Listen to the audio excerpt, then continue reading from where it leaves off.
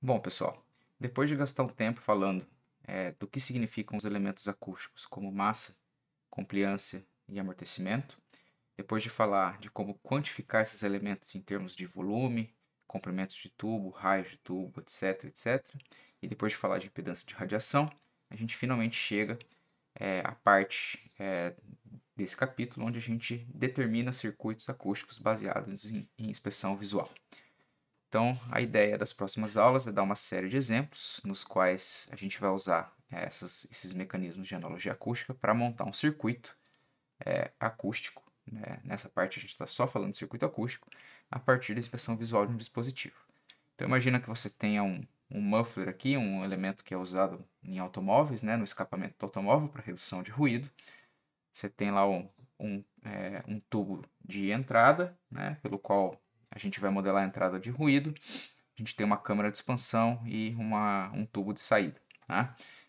Esse tipo de equipamento é usado muito em automóveis, dispositivos automóveis, ônibus, tratores, etc., para redução de ruído do escapamento do gás. Né? Então, o gás de escapamento vai entrar aqui e vai sair aqui, mas o ruído vai ser atenuado por causa da câmara de expansão.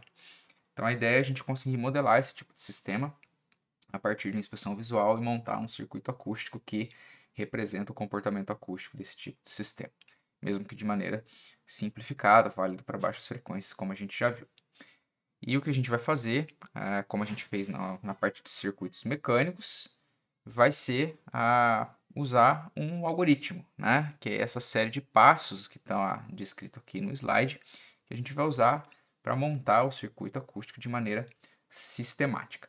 E a gente vai fazer pelo menos 3 exemplos em vídeo para a gente aprender o mecanismo de funcionamento desse algoritmo e se acostumar com as coisas.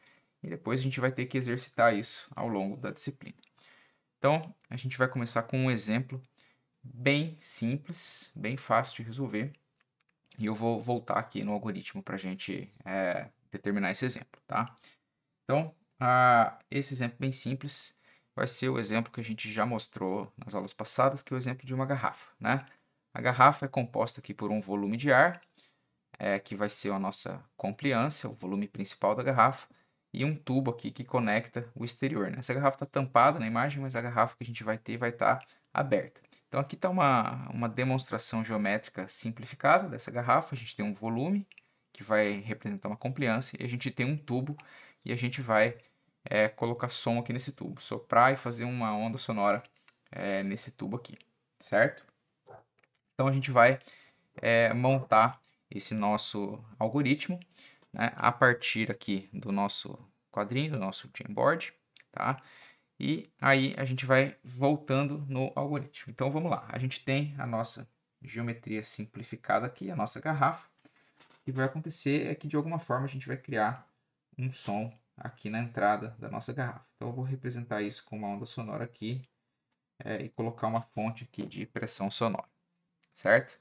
Tipicamente a gente faz isso soprando a garrafa, né, em um ângulo, né? Então você coloca a garrafa aqui e sopra como se fosse soprar um instrumento de sopro, e isso provoca aquele tom que a gente escuta, né? Tipicamente, vocês podem tentar isso depois em casa. Então, vamos lá.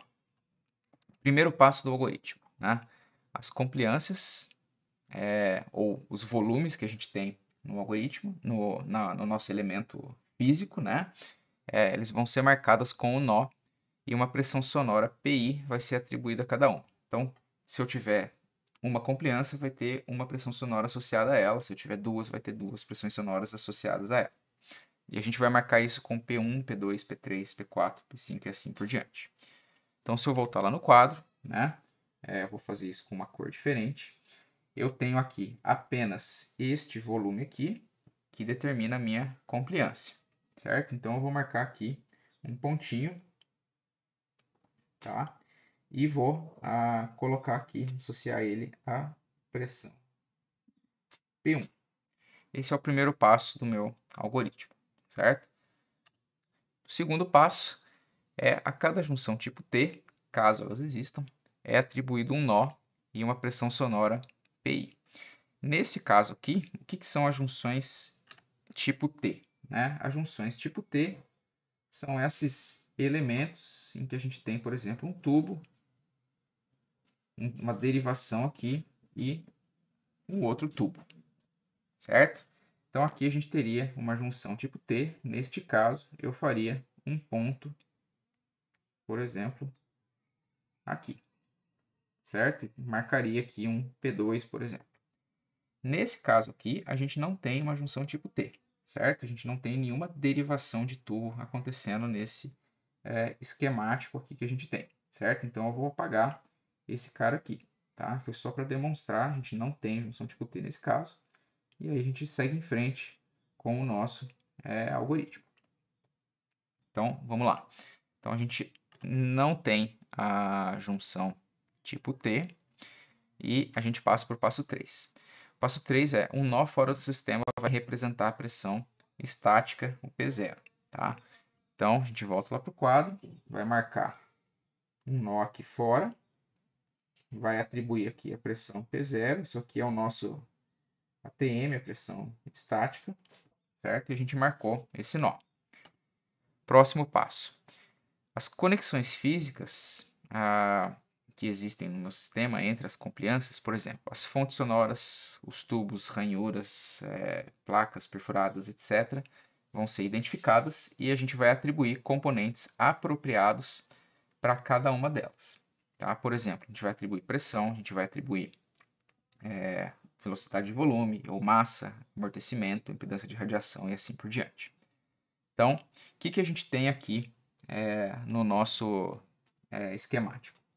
A gente tem, nesse caso aqui, né, a pressão sonora associada à entrada desse tubo aqui e associada ao tubo também, a gente tem aqui um tubo, né, um tubo aberto.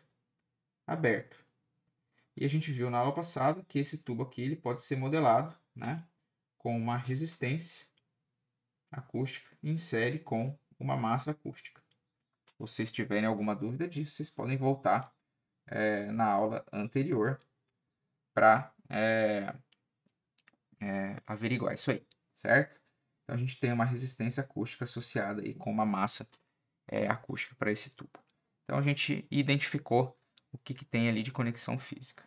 E aí o próximo passo do algoritmo, o passo 5, é que a gente vai unir os nós que a gente marcou, da compliância e da pressão estática, com braços que vão cortar uma e somente uma conexão física, tubo, fonte, etc.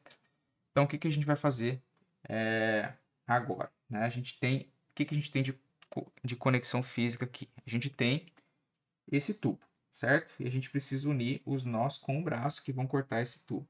Então, a gente vai pegar aqui, ó, fazer um braço que vai passar aqui pelo tubo e vai conectar lá no P0, certo? Então, deliberadamente, eu fiz esse nó passar pelo tubo, ao qual eu tenho associado resistência e massa, e a fonte sonora que está associada ali, certo?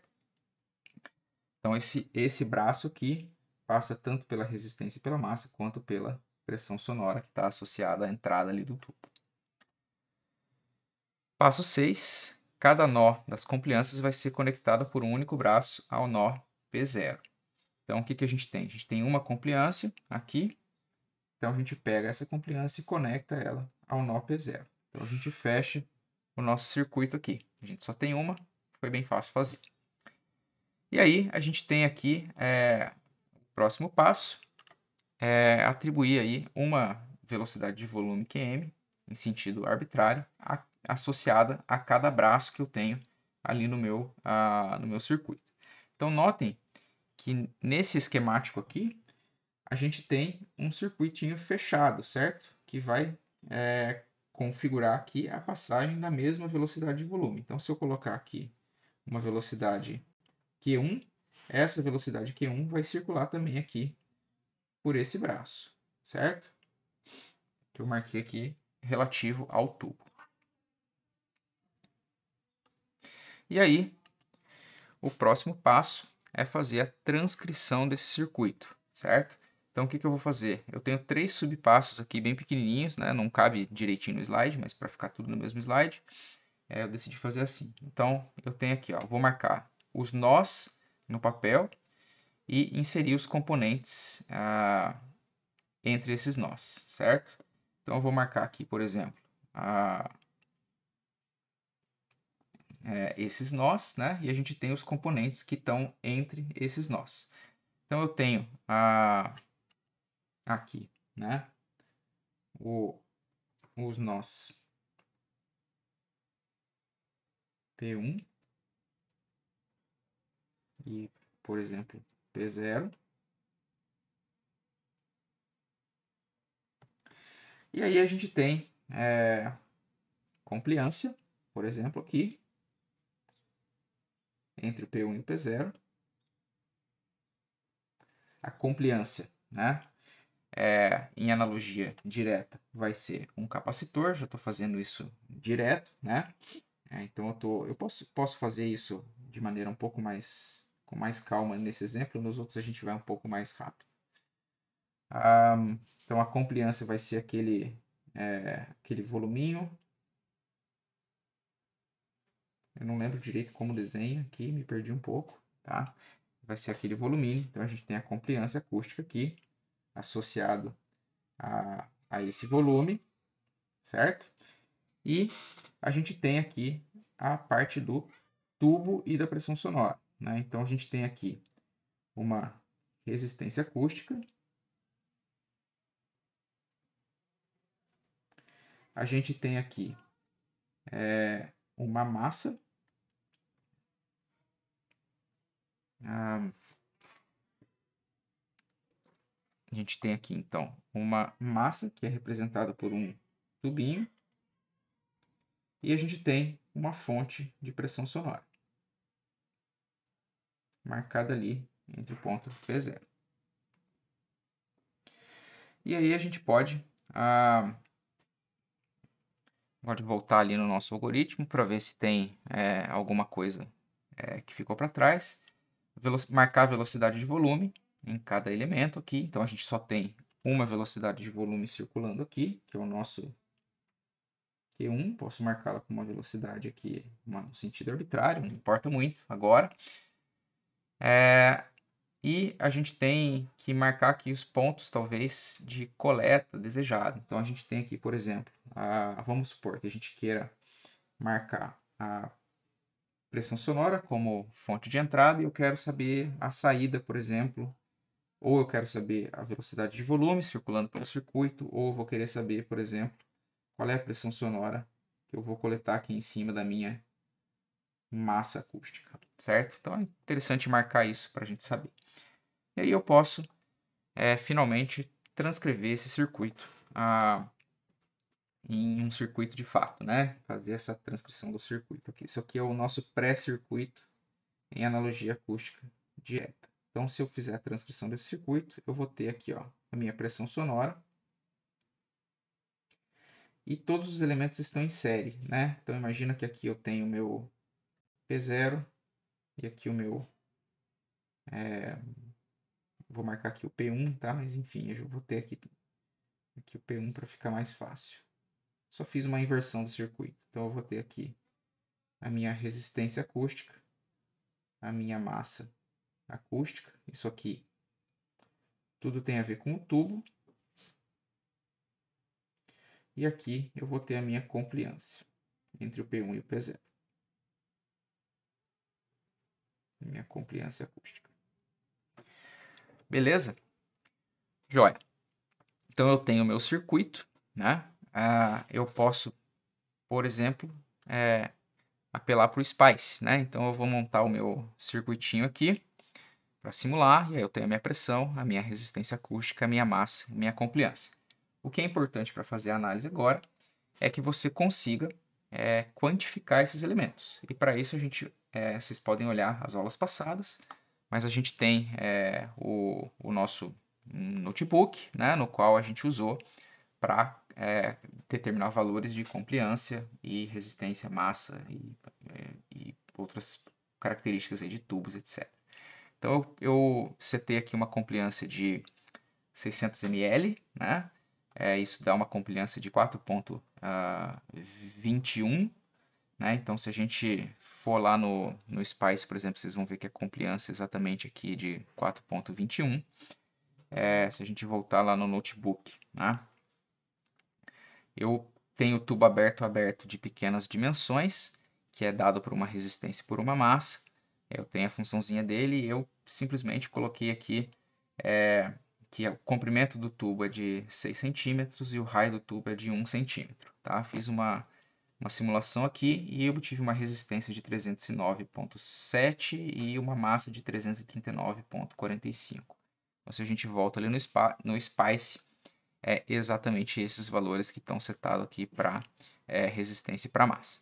E aí, quando a gente simula, né, a gente pode medir aqui, por exemplo, né, a velocidade de volume que está passando aqui na massa, né, que é o que a gente tinha combinado, e a velocidade de volume dá essa curva aqui, né? E a gente pode medir, por exemplo, a diferença de potencial que existe entre esse nó e esse nó, que é o que está medido aqui com a curva vermelha, e aí a gente observa essa curva aqui. Então, o que vocês estão observando? Vocês estão vendo que tem uma ressonância, né? Que é exatamente aquela frequência tonal que a gente escuta quando a gente sopra a garrafa. Né? Então, vocês podem fazer a experiência depois, na casa de vocês, soprar a garrafa, tentar medir com o microfone o espectro que é gerado, tentar medir as dimensões da garrafa e ressimular isso no SPICE. Tá certo? Então, eu vou deixar essa aula por aqui. Isso exemplifica o nosso primeiro exemplo de determinação de circuito acústico e na sequência a gente vai ver mais alguns, tá bem? Até mais.